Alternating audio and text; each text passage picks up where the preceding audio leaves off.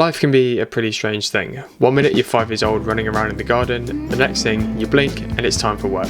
That's a pretty strange thing if you ask me. But within that blink, there are so many memories made, good people met, and lots of good food eaten. It's really nice to document that blink, and I'd go as far as to say that there's some art in it too. Take me to the ruins. Growing up, I remember being told that that thing there was full of fairies and monsters. Baby ferns uncurling. Every living thing. Be to me a mother. Both hands on the wheel. Show me faded color. Fields of chamomile. All at once in a dream. I'm lucky enough that most of my younger life was captured in these things, the good old family picture books. Now these are moments and memories that I can vaguely remember, but my god, these pictures are just beautiful. They bring back memories of good times, laughter, people that I loved and people that are no longer with us. The very mosaic of who I am. Now when my parents were taking these pictures to fill out these photo books, they weren't taking the pictures with the intent of putting them on social media. They saw a moment that brought them joy and happiness and photographed it. And to be honest, I believe that to be the rawest moments of connection. Even though I hated having my picture taken in my teens, I am very grateful to have these books around, to have a look back on memories that I can just about remember, probably because I was about 5 in most of these, but there is an art to it. It's just gorgeous. Even the way that these books are curated, from timelines to people, even the colour scheme that's in them, it looks pretty cool. I'm hoping you can see. Yes, you can. And these images are just amazing. And even though my parents aren't photographers, you can really see the joy and emotion that has gone into taking these images. Really nice.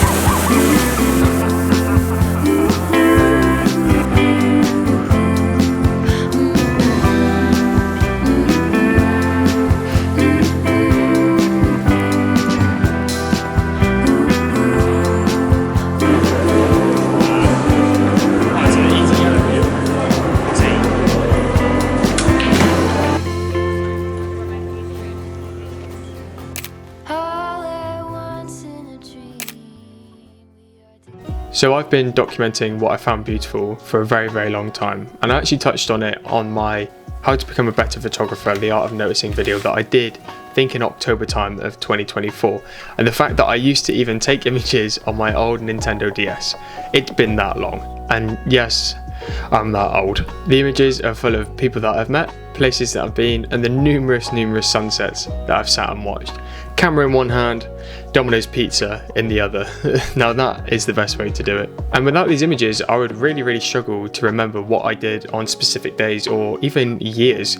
My brain is full of useless knowledge, so there's not a chance I'm going to remember what happened in what year and when. So having these images as a record of what I've been doing in my life and having it kind of photographed in quite a nice way, I think is something that everybody could benefit from, especially with how fast-paced the world is now. Having a mini record of your years or months or even weeks to jot down what you've been doing, where you've been, and the lovely people that you've met along the way would, I think, benefit everybody. And the pictures that you're taking for these records don't have to be photographically amazing. They don't have to be ready to win awards. As long as the images resonate with you and you've really enjoyed taking the images with the experience that's gone along with it for the day, then that's all that matters.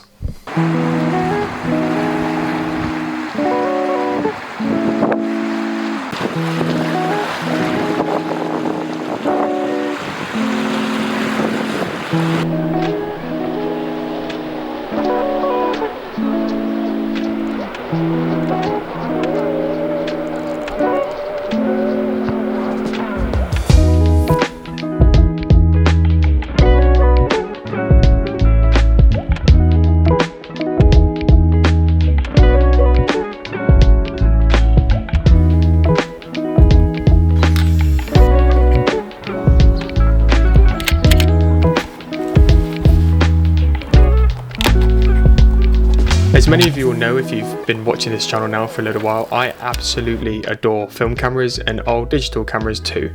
They've really helped me to slow my photography pace down and document the small moments in life without taking the mick with how many images that I'm taking. And when I've been looking back at the old images from my parents, they were actually taken on my mum's old point and shoot film camera, an Arico Panorama, and the old really early video cameras. I have no clue how this thing even turns on. It's actually considerably heavy, and with these digicams being in the early stages of SD cards, there wasn't much memory available to them, so they were very limited in what you can take. And it was the same with the film cameras, that you could only have 24 or 36 shots. So to actually use up your storage or to use one of those shots, the moments had to really mean something, and that is a thought process that I'm carrying through into my film photography work and old digital cameras. And that's actually got to the point that I'm leaving a roll of film inside my Olympus point and shoot film camera, which is my main point and shoot, and I'm just leaving it in there to take out to different situations and different places that I'm going, and having probably 36 shots available to me, but not actually using up the whole roll in one go, but actually coming home, leaving the camera, and then going back out and using it as my little documentary camera. But with the film, obviously it costs money, but is it worth the money? And personally, I think it is, because if you're going out and photographing and you don't really have a clue about photography, or you have a clue about photography and you can't be bothered to edit your images, I think film is a perfect place to go out and photograph life. Everything has a little wind and a little bit of a click. This one's broken, and it's just much more fun.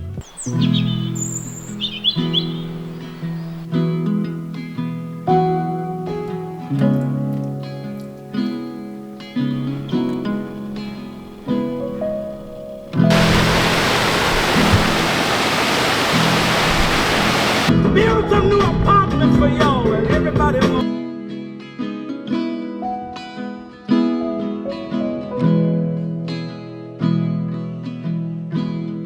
So how do you actually document your life in an artsy way? I definitely have some do's and there's some definite don'ts. And we're going to start with a don't. Please don't overdo it.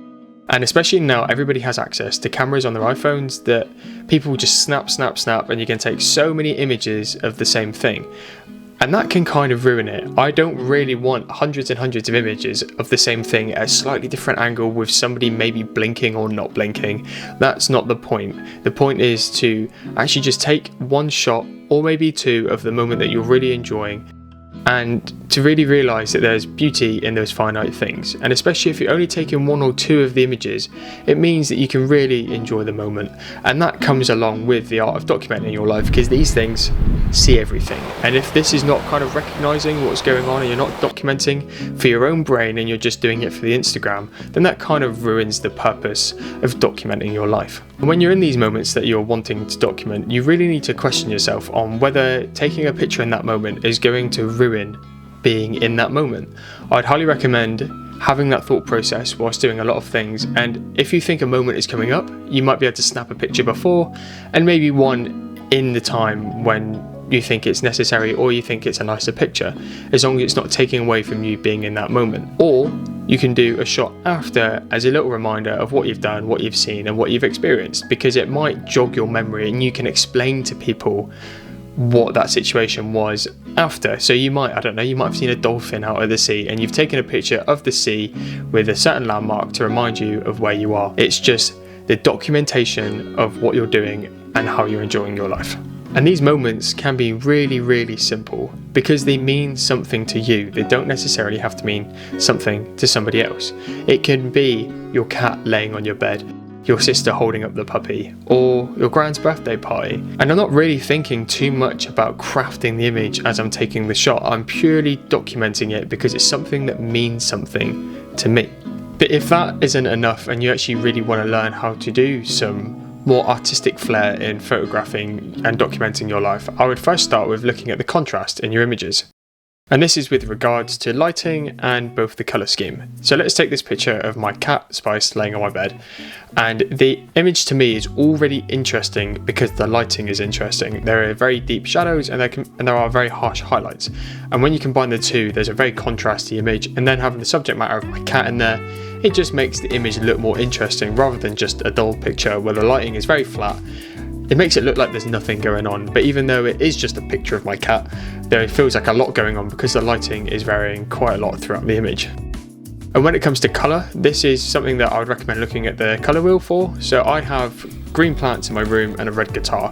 Green and red contrast each other very, very well, and that's how this picture turned out really well in my opinion. I shot it on Portrait 800, not that that matters anyway, but I think that the colour schemes have worked really well to make the image look a lot more interesting. And this is the final thing that I would recommend for you to do, and it's a recommendation that I'm also giving to myself and something that I want to start doing, and that is making a photo scrapbook. Just print the pictures off, and that goes with any form of camera media. Just print off the pictures and put them in a scrapbook. You can print off multiple copies if you want, one that's just a photo book and one that you've got notes on.